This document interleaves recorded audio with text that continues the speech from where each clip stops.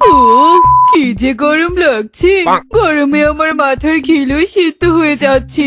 এত গরম কি আর সহ্য করা যায়? গাছের একটা পাতাও নেই। আমি যে একটু বিশ্রাম করব সে উপায়ও দেখছি না। না না না না, আমাকে বন ত্যাগ করে দেখছি অন্য বনে যেতে হবে। আমার গরম থেকে মুক্তি চাই, মুক্তি।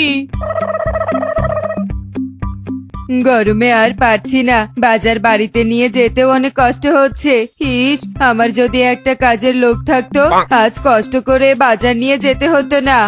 কালু আফসোস করতে করতে বাজারের ব্যাগ নিয়ে যেতে থাকে। তখনই তার সাথে টোনার দেখা হয়ে যায়। আরে টোনা, কোথায় যাচ্ছিস? কালু দাদা, আর বলো না, বাড়িতে একটাও বাজার নেই, তাই টুনি আমাকে বাজার আনতে পাঠিয়ে দিল। কিন্তু তোমাকে এত ক্লান্ত লাগছে কেন? আর বলিস না টোনা, গরমে আমার অবস্থা খুব খারাপ হয়ে গেছে। মনে হচ্ছে এক্ষুনি আমি জ্ঞান হারিয়ে পড়ে যাব। তুই আমাকে একটু সাহায্য কর না রে টোনা। এই বাজারের ব্যাগটা দয়া করে আমার বাড়িতে দিয়ে আয়। আমি যে আর পারছি না রে। কালু দাদা, তুমি কোনো চিন্তা করো না, আমি এক্ষুনি এই বাজার তোমার বাড়িতে পৌঁছে দিয়ে আসছি। কালু মিথ্যে অসুস্থতার অভিনয় করে টোনাকে বোকা বানায় আর নিজের কাজ করিয়ে নেয়। যাই হোক বাবা, মিথ্যে নাটক করে বাজারের ব্যাগটা অন্তত বাড়িতে পাঠাতে পেরেছি। কালু এভাবেই হাসতে থাকে। অন্যদিকে টোনা কাকুলিকে বাজার দিয়ে আসতে বিকেল করিয়ে সন্ধ্যা হয়ে যায়। তাই টোনা খালি হাতেই বাড়িতে ফিরে যায়। কি টোনা, তোমার হাতে বাজার কোথায়? তুমি বাজার নিয়ে আসোনি? মানে টুনি, আসলে বাজার দিতে সন্ধ্যা হয়ে গেছে। এখন তো বাজারে গেলে কিচ্ছু পাবো না, তাই খালি হাতে ফিরে এলাম। আর এদিকে আমি না খেয়ে পড়ে আছি, আর তুমি অন্যের উপকার করে বাজার না নিয়ে চলে এলে। এখন আমি কি খাবো শুনি? টুনি, আমার কি দোষ বলো? আমি তো থাক টোনা, তুমি কি আর কিচ্ছু বলতে হবে না। যা বোঝার তা আমি বুঝে গেছি। আজ বাড়িতে রান্না বান্না সব বন্ধ। টনি টোনের উপরে ভীষণ রাগ করে আর রাগ করে রান্না বান্নার সব বন্ধ করে দেয়। এভাবেই দিন যাচ্ছিল। এদিকে বনে প্রচন্ড গরম শুরু হয়। টোনা এত গরমে সারাদিন জমিতে চাষাবাদের কাজ করে। এটা দেখে টনির অনেক খারাপ লাগে। আহারে, টোনা কত কষ্ট করে কাজ করছি। এই রোদে নিশ্চয়ই ওর অনেক কষ্ট হচ্ছে। আজই টোনাকে আমি একটা ছাতা বানিয়ে দিব। টোনা ছাতা মাথায় দিয়ে কাজ করলে ওর আর কষ্ট হবে না। যেই বলা সেই কাজ। টুনি বাড়িতে গিয়ে টোনার জন্য নিজের হাতে একটা ছাতা বানিয়ে ফেলে। আর টোনা বাড়িতে এসে ছাতাটা দেখে অবাক হয়ে যায়। এ কি ছাতা? টুনি, তুমি এই ছাতা কোথায় পেলে? টোনা, আমাদের অনেক পুরনো একটা ছাতা ছিল, সেই ছাতা খুলে আমি তোমার জন্য নতুন করে তৈরি করেছি। এই ছাতা মাথায় দিয়ে তুমি কাল থেকে কাজ করবে। ছাতা ছাড়া কাজ করতে চেয়ে তোমার অনেক কষ্ট হয় টোনা। টুনি, তুমি আমার কথা এত ভাবো? আগে তো জানতাম না। সত্যি তোমাকে বউ হিসেবে পেয়ে আমি ধন্য। হয়েছে টোনা, অনেক প্রশংসা করেছো। আর প্রশংসা করতে হবে না, তাড়াতাড়ি ফ্রেশ হয়ে এসো, আমি তোমাকে খেতে দিচ্ছি। এরপর টোনা হাত মুখ ধুয়ে এসে খাবার খেয়ে নেয়। টোনা টুনির সংসার এভাবেই সুখেই কাটছিল। দেখতে দেখতে কেটে যায় বেশ কয়েকদিন। টুনিদের বনে সেই শিয়াল চলে আসে। ওরে বাবারে, এই বনে তো দেখছি আরো বেশি গরম। এই গরমে তো একদম আমি থাকতেই পারছি না। কিন্তু কি করি? ওই তো কালো পাখি এদিকে আসছে। এই কালো পাখিকে ভয় দেখিয়ে গরম থেকে বাঁচতে হবে। এরপর শিয়াল কালুর সামনে চলে যায়। আর আচমকা শিয়ালকে দেখে কালু ভয় পেয়ে যায় আর থরথর করে কাঁপতে থাকে। আমাকে কিছু করো না, আমি মরতে চাই না। আমি মরতে চাই না শিয়াল, তুমি আমাকে মেরো না। তুমি আমার কাছে যা চাইবে আমি তোমাকে তাই দিব। তবুও তুমি আমাকে মেরো না। আরে আরে, এ তো দেখছি মেঘনা চাইতেই জল। এই কালো পাখি তো আমাকে দেখেই ভয় পেয়ে গেছে। শিয়াল, এই সুযোগ তোর কাজে লাগাতে হবে। আহ, আহ, আহ, আহ, আহ। আচ্ছা ঠিক আছে, তোকে আমি কিচ্ছু করব না, তবে আমি তোকে যা বলবো তাই কিন্তু করতে হবে। ঠিক আছে শিয়াল, নিজের জীবন বাঁচাতে আমি সব করতে রাজি আছি। বলো আমাকে কি করতে হবে? আমার খুব গরম লাগছে, তাড়াতাড়ি আমাকে বাতাস কর, নইলে কিন্তু। না না শিয়াল, এক্ষুনি আমি গাছের পাতা এনে তোমাকে বাতাস করছি, তুমি এখানে অপেক্ষা করো। এরপর কালু গাছের পাতা এনে শিয়ালকে বাতাস করতে থাকে। আর শিয়াল আরামে বাতাসকে উপভোগ করতে থাকে। এভাবেই কেটে যায় বেশ কিছুক্ষণ। শিয়াল, বাতাস করতে করতে আমার হাত ব্যথা হয়ে গেছে, এখন তো আমাকে ছেড়ে দাও। কি, তোকে ছেড়ে দিব মানে? তুই যে এখনো বেঁচে আছিস, এটাই তোর ভাগ্য। কথা না বলে আমাকে বাতাস কর বলছি। কালু কোনো উপায় না পেয়ে শিয়ালকে বাতাস করতে থাকে। এভাবেই কালু আরো কিছুক্ষণ বাতাস করে। তারপর শিয়াল দেখতে পায় টোনা ছাতা মাথায় দিয়ে সেদিক দিয়েই যাচ্ছে।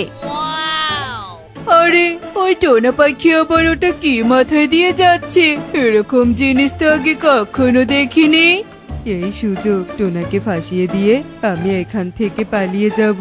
শিয়াল, টোনা ছাতা মাথায় দিয়ে যাচ্ছে। এই ছাতা মাথার উপরে থাকলে রোদ বৃষ্টি কিছুই তোমাকে ছুতে পারবে না। তুমি বরং ওই টোনার কাছে যাও আর ছাতাটা ছিনিয়ে নিয়ে এসো। ওরে কলু, তুই থাকতে আমি যাব কেন?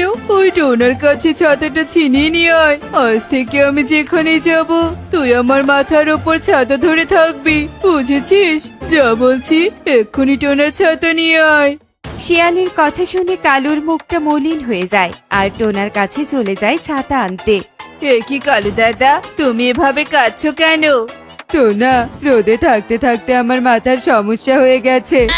এখন যদি এই রোদে হেঁটে যাই তাহলে বুঝি আমি মরেই যাব। তোর ছাতাটা আমাকে একটু ধার দে না রে, কাল সকালেই দিয়ে দিব।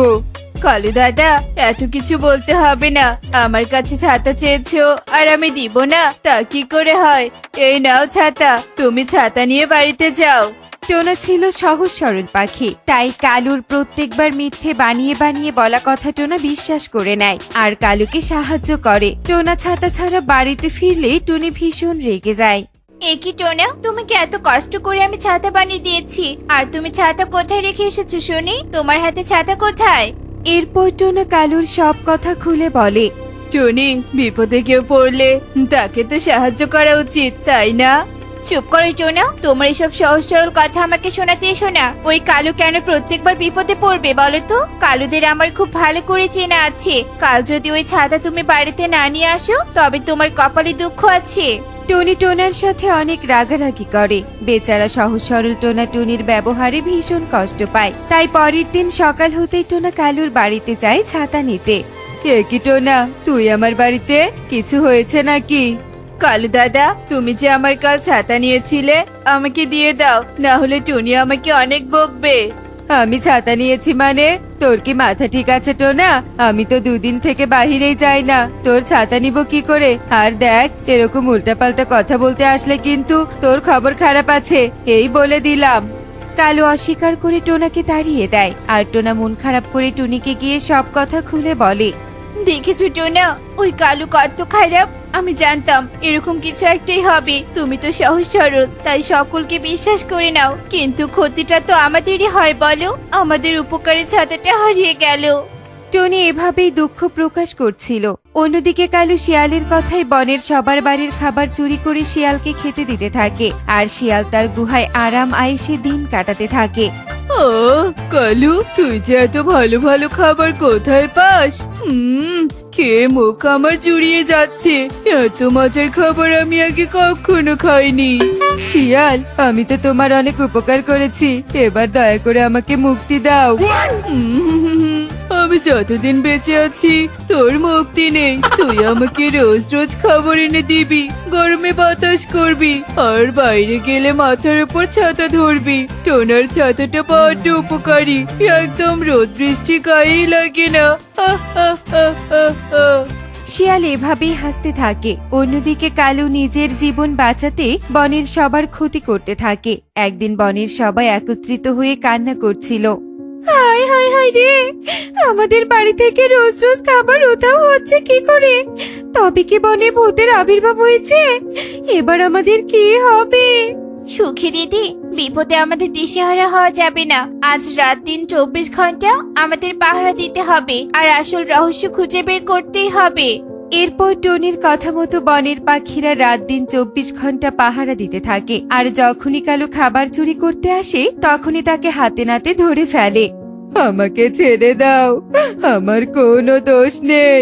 শিয়ালের হাত থেকে বাঁচতে আমি টোনার উপকারী ছাতা নিয়ে বনের খাবারও চুরি করেছি, আমাকে তোমরা ক্ষমা করে দাও।